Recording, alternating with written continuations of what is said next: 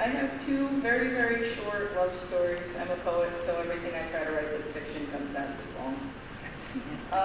One of them is actually inspired by a New Year's I spent somewhere in Florida. I have no idea where it was. We were in a trailer.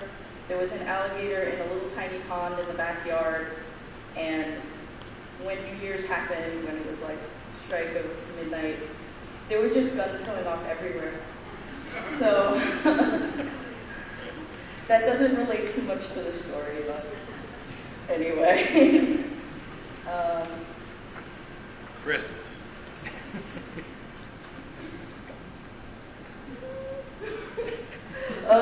This story is called All Hail West Texas. Tahoka skies made Carolyn nauseous after. At Thriftway, I get the little pink discs of business for her that I don't think actually do anything. Wish I could do better. Before, she used to make me drive her out of town to look at the sky. The stars here some nights look like that white, yellow, and blue photo from a beat-old book about space, like NASA ghosted colors over the black night, no one having seen the work. That's when she got sick. It happened when she looked up and said, "Hey, the sky is shimmering." I said that some of the stars were binary, circling each other, and she said, "No, you don't understand. Take me to the hospital." And I did. When she could see again, she said everything was dusty. She said it was something with her brain, that she didn't want to see stars anymore. I took her to the football field after that, safer. Under the field lights I held her, astroturf striping soft under our bodies.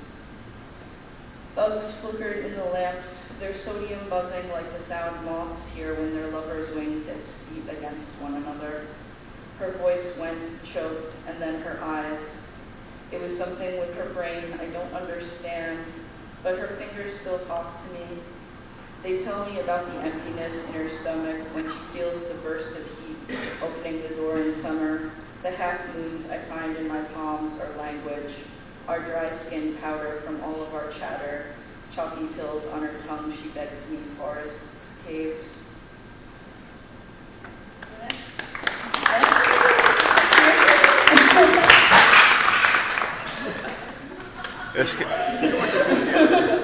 The next story actually did come from a prompt where I had to basically create an incredibly long title.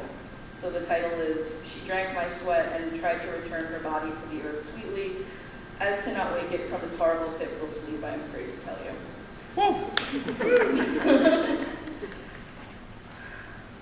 That's not what the pictures ever show of you. They can't show the way you smelled like wet mold or the parakeets and alligators that lived near the lake behind your trailer. Whenever I kissed you on the porch, the frogs would start peeping louder like they knew something was up.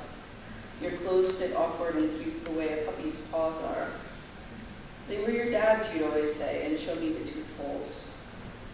The dog barking constantly at the pigs across the way, that your clothes were vintage maybe, but that's impossible to really tell, I think. Whenever I woke you in the morning, you'd be drooling. You looked in early morning like a plum bitten and sopping, communicated in moans, ground squawked corn to the pigs, spilled cereal on the floor. When you spoke, it was birdsong. No alive creature could compete. There was no film to prove it, no answering machine message, no telephone. The circle would be completed one day, you'd say when feeding the pigs. Say it's sweet as angels, I think. I didn't know what that meant, thought it was New Age or something. Whenever I kissed you inside the trailer, the willow tree would scrape the roof like rain, like you controlled the wind. When you left in the morning, trailing your father's clothes behind you, and I found you doing the backstroke in the little pond, holding a writhing piglet to your belly, I left to find a phone, call the police, I guess, though you looked like you were happy. Thank you.